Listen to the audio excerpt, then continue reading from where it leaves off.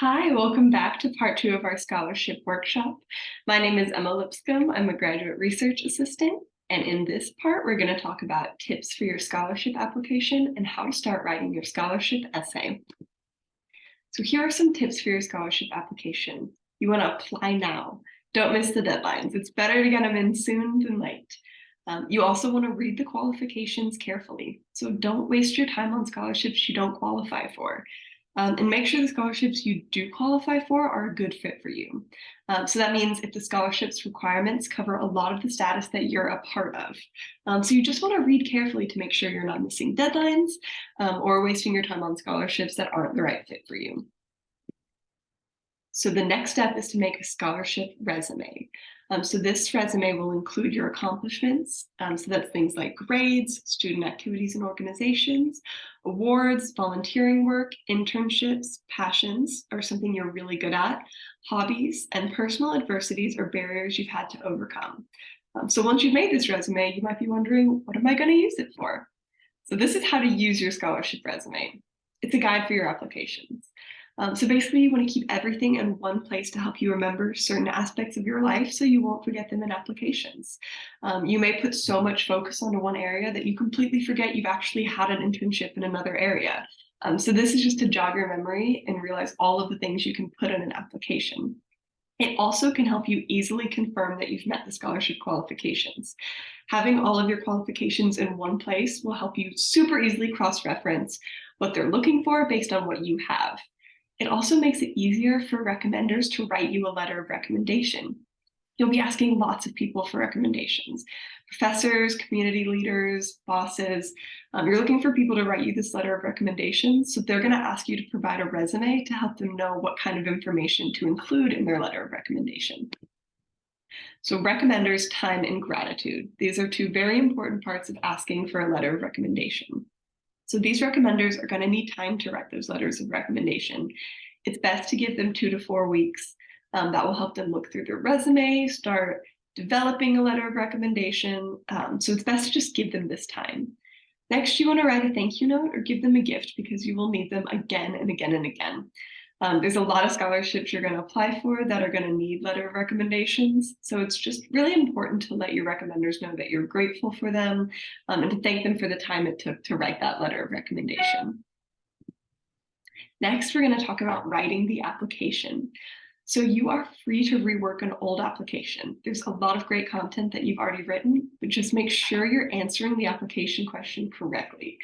So don't take a question from an old application and kind of force it to fit into your new one. Make sure you're revamping it to completely answer the question.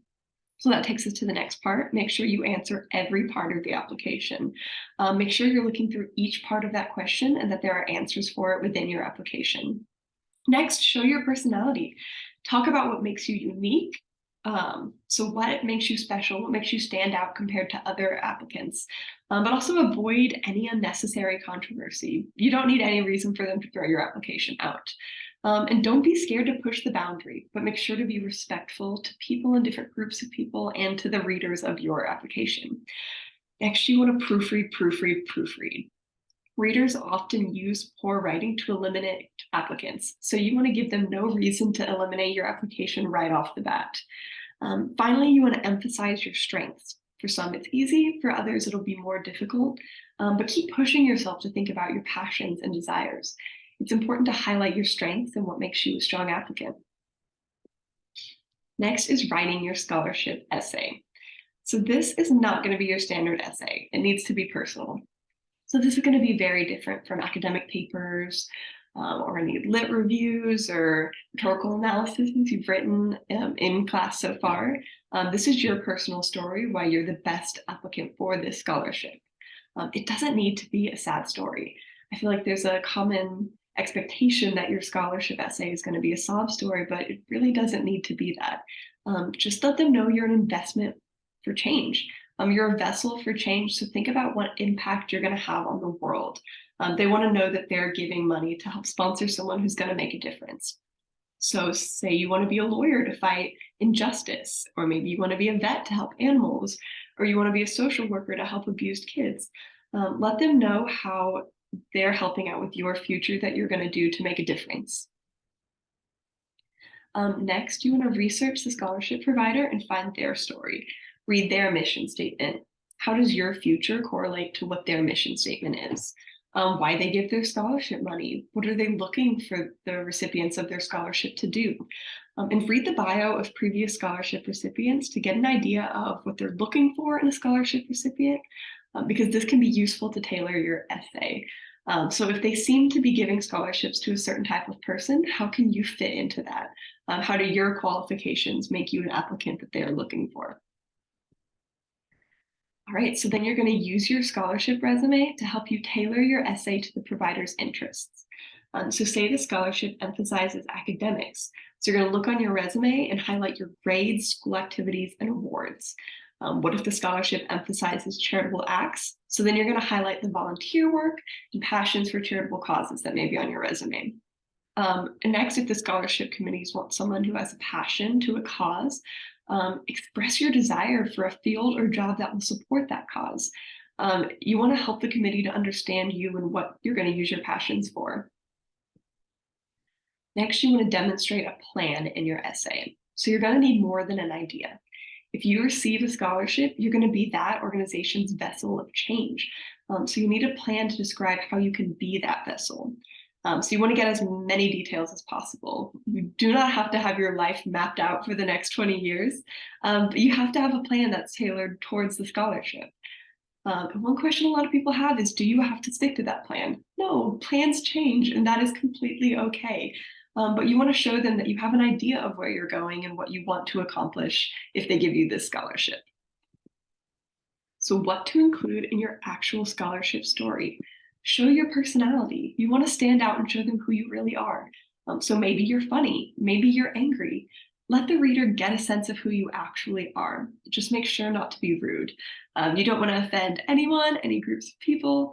Make sure to be respectful. So let's get to the core of your essay.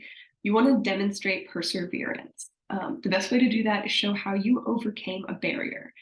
It doesn't have to be huge. You can talk about things like failing a class, assignments you've struggled with, anything that shows how you've grown from a struggle or experience.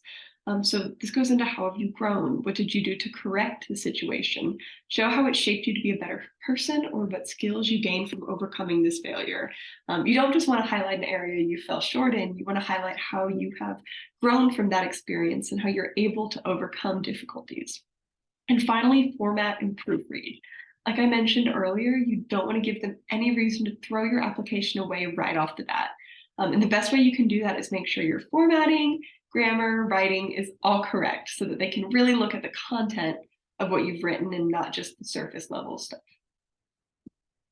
So that is all I have for that. If you have any questions, please reach out to Trio ESS. You can email us or you can stop by and see us in person. We have office hours Monday through Friday, and we would love to help you and answer any questions you have. Thank you so much for joining us today. I appreciate it. Bye.